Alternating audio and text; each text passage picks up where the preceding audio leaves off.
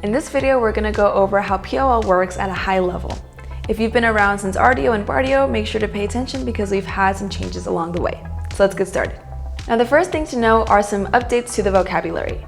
We no longer use cutting board, friends of the chef, or gauge. Instead we use reward allocation, whitelisted vaults, and reward vaults. Now let's go ahead and start with validators. To become a validator, validators must stake some Bera, and they can stake anywhere between 250,000 Bera to 10 million Bera. Now even if you're staking within this range, it doesn't guarantee that you're part of the active set. The active set refers to the validators that are actually proposing blocks and have the chance of being chosen to propose blocks. The active set is the top N validators by Bera staked. So let's just say it's the top 10.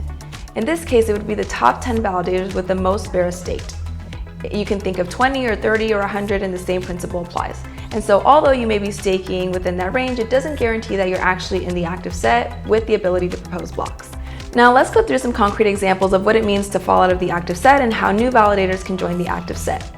Let's say there's a validator A who's staking the least amount of Bera in the active set. And then a new validator, validator B, stakes some Bera and stakes more than validator A. In this case, validator A would fall out of the active set and be replaced by validator B. Validator A would get back their Bera. Now in another example, let's say validator A is staking the least amount in the active set, and then a new validator, validator B, stakes the same amount. In this case, validator A gets to keep their spot. In order to take someone out of the active set and join the active set, you have to stake more than the least amount staking. It can't be the same. Now let's move on to block production and emissions. Leader election, or the way that we choose which validator actually gets to propose the next block, is based on the amount of Bera staked. Your probability of being chosen to build a block is proportional to the amount of Bera staked. And so if one validator has 2 times the amount of Bera staked as another, that validator will propose 2 times the amount of blocks. The amount of Bera staked does not influence how much BGT is emitted per block. It only affects the likelihood of being chosen to propose the next block. Now, when a validator is chosen to propose a block, they emit BGT in the following way: a base emission that goes directly to them, and a reward emission that goes to the reward vaults of their choice. That reward emission is based on the boost that validator has. And when we talk about boost, it's about how much BGT they have boosted to them compared to all of the BGT being boosted in the system. To mitigate the centralization risk of all of the boosts going to one validator, the reward emission follows an inverse exponential decay relationship with boost, meaning rewards grow rapidly at first, but then decay exponentially as boost increases, eventually approaching a point where additional boost yields negligible emission increases. So this means validators with very little boost have a very high incentive to get more boost. So TLDR, more Bera staked equals more blocks proposed, but more BGT boosted means more reward emissions for reward vaults of that validator's choice. Now we understand how validators emit BGT. Let's talk about how users can actually earn BGT. Now this hasn't changed. Users perform actions that are associated with whitelisted reward vaults. Now this could mean many things. It could mean depositing liquidity, it could mean finishing a game. The reality is that this could encapsulate a lot of different actions. But the key point is that a user performs some action and in return receives what we call a staking token. The user then takes that staking token and stakes it in the reward vault. As they're staking in the reward vault, they're entitled to BGT that goes to that vault proportional to the total stake.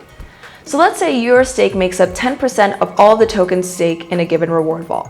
That means that you will earn 10% of all of the BGT that goes to that vault. Now once you have BGT, what are the things that you can actually do with it? You can burn your BGT one way for Bera, meaning you can go from BGT to Bera, but not the other way around. You can boost a validator with your BGT, enabling them to direct more rewards to reward vaults of their choice. By doing this, you'll also be entitled to receive fees from the native dApps on Berachain. And you can use BGT to participate in governance. You can participate in governance directly, or you can delegate your voting power to someone else. You can use your governance to vote on governance proposals, and if you meet the minimum amount of BGT required, you can also propose things yourself. And the last thing that you can do is, when boosting a validator, you can earn a portion of the incentives that they receive. If a validator is receiving incentives for the BGT that they're directing, you as someone who's boosting that validator can earn a portion of this. And finally, for validators, they can accept incentives. Because they have BGT to direct to reward vaults of their choice, reward vaults are able to bribe validators for their BGT, either in their native token, a stable token, or any other token. A validator can set a commission for which they want to take for themselves, and then the rest of the incentive is distributed to those who are boosting that validator, allowing them to create more BGT to send to those vaults. The specifics of how much you'll actually earn are up to the validator and the commission that they set. And finally, for developers and protocols on Berachain, participating in POL means deploying a reward vault from the reward vault factory, which you can do this directly in the UI on Berahub, and then going through the governance process to get that reward vault whitelisted. Without that reward vault being whitelisted, it will not be able to actually receive any BGT from validators. Through this process, you'll also be able to whitelist specific tokens that you want to use to incentivize validators to direct BGT to your reward vault. So that's the new POL. You can read all of these details directly in our docs, in the Honey paper, and on our blog.